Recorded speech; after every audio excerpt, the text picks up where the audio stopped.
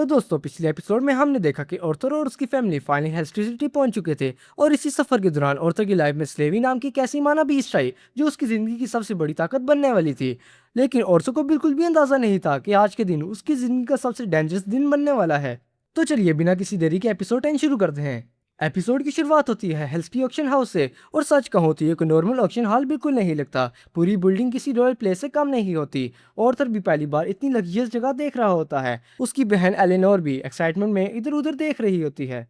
अंदर एंटर करते ही Arthur notice करता है कि यहाँ सिर्फ अमीर लोग ही नहीं आए, बल्कि किंगडम के बड़े बड़े नोबल्स, एडवेंचरर्स और हाई क्लास मेजिस भी ऑक्शन का हिस्सा बने हुए हैं।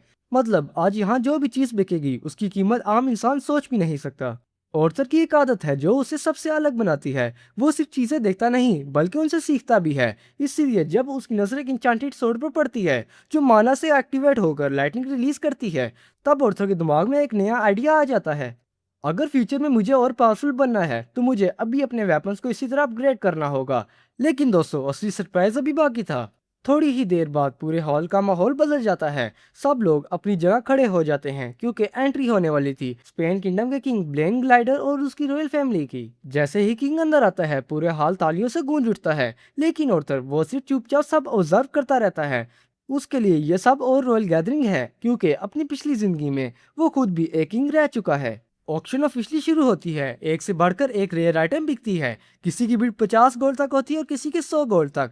लेकिन फिर स्टेज पर लाया जाता है एक ऐसा क्रिएचर जिसको देखकर सबकी नजरें उस पर टिक जाती हैं। ये होता है वर्ल्ड लाइन कप। ऑक्शनर बताता है कि इस कप को सही तरह इस्तेमाल किया जाए तो ये फ्यूचर में एक क्लास माना बीस भी बन सकता है। बस इतना ही सुना था कि बिडिंग रॉकेट की स्पीड से बढ़ने लगती है। 300 गोल्ड, 400 गोल्ड, 450 गोल्ड और फिर किंग सीधे बोलता है 1000 गोल्ड। एक सेकंड के लिए पूरा हॉल बिल्कुल साइलेंट हो जाता है। और ऑब्वियस सी बात है, किंग के अगेंस्ट बिड लगाने की हिम्मत किसी की नहीं होती। लेकिन ऑर्थर का ध्यान इस वक्त ऑक्शन में नहीं होता। उसे अचानक रियलाइज होता है, एक मिनट, स्लेविया कहाँ गई। यहीं से एपिसोड टर्न ले लेता है। ऑर्थर जल्दी जल्दी स्लेविया को ढूंढने लगता है और कुछ ही देर बाद वो उसे देख लेता है। लेकिन वो रॉयल फैमिली के एक पर्सनल कंजूनियर के पास बैठी होती है। वो कंजूनियर सेल्वी को देखते ही समझ जाता है कि ये कोई आम माना बीस नहीं है। वो बिना किसी हिचकिचाहट के ऑर्थर से कहता है कि सेल्वी उसके हवाले कर दो। ऑर्थर सीधे मना कर देता है। लेकिन वो कंजूनियर अपनी रॉयल अथॉरिटी दिखाना शुरू कर देता है।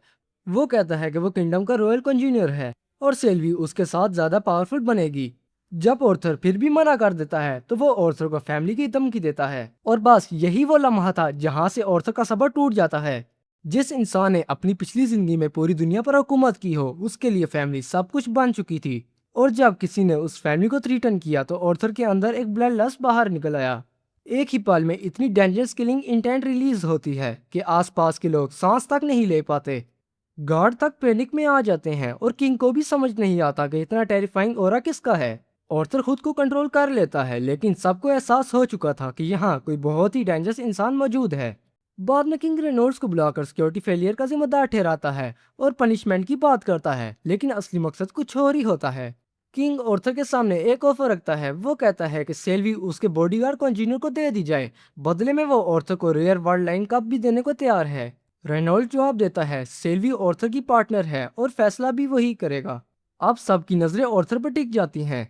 ऑर्थर पूरे अदब के साथ किंग को मना करता है। वो कहता है कि सेल्वी कोई चीज नहीं जिसे बेचा या एक्सचेंज किया जा सके। किंग बार बार इंसिस्ट करता है लेकिन ऑर्थर हर बार मना करता है। फिर ऑर्थर एक सवाल पूछता है जो पूरी हाल को खामोश कर देता है। वो कहता है अगर कोई आपसे आपके बच्चों की कीमत पूछे तो आप कितने गोल्ड के बदले उन्हें दे देंगे। ये सुनकर किंग भी कुछ देर के लिए चुप हो जाता है। लेकिन कंजूनर का गुस्सा कंट्रोल से बाहर हो जाता है। वो गार्ड को ऑर्डर देता है कि ऑर्थर को मार के सेल्वी छीन लो। इसी वक्त ऑर्थर अपनी एक और हिडन एबिलिटी यूज करता है। टाइम जैसे रुक जाता है। सब लोग बिल्कुल फ्रीज हो जाते हैं। ऑर्थर आराम से कंजूनियर के पास चलकर जाता है और उसकी सारी मैजिक को बेकार कर देता है। कंजूनियर को तब समझ आ जाता है कि जिस बच्चे को वो कमजोर समझ रहा था असल में वो उससे कहीं गुना ज्यादा खतरनाक है। ऑर्थर उसकी टांग तोड़ देता है और उसे वार्निंग देता है कि दोबारा उसकी फैमिली या सेल्वी की तरफ बुरी नजर उठाकर भी ना देखे। लेकिन इस टेक्निक की एक बड़ी कीमत भी होती है। जैसे ही टाइम दोबारा नॉर्मल होता है ऑर्थर की बॉडी उस प्रेशर को बर्दाश्त नहीं कर पाती और वो बेहोश हो जाता है।